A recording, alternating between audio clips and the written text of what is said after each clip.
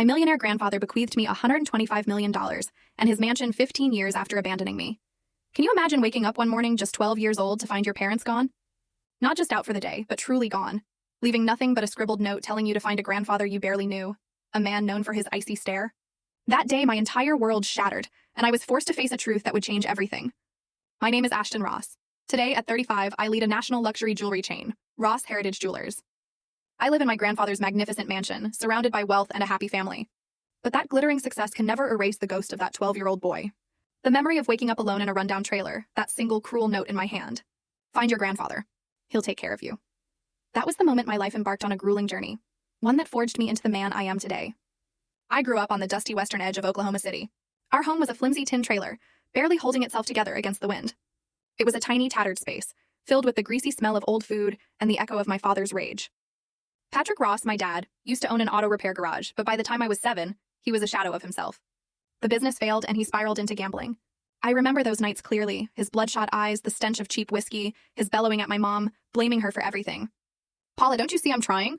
He'd scream, slamming his fist down, sending glasses crashing to the floor. My mother, Paula Ross, was a small, frail woman. Her eyes were always tinged with sadness, a quiet despair.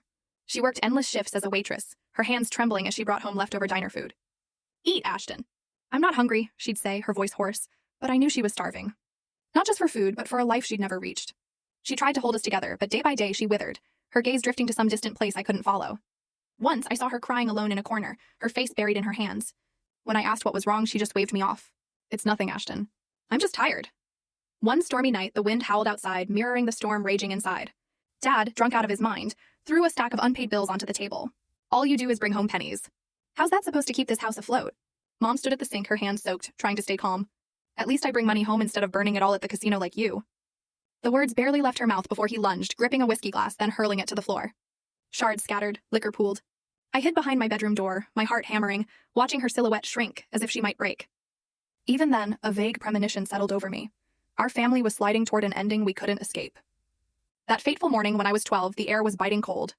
I woke on my narrow bed, the thin blanket no match for the chill. The trailer was eerily silent. No arguments, no clatter of dishes, no mom urging me to get ready for school. A knot of dread tightened in my full story video added in below.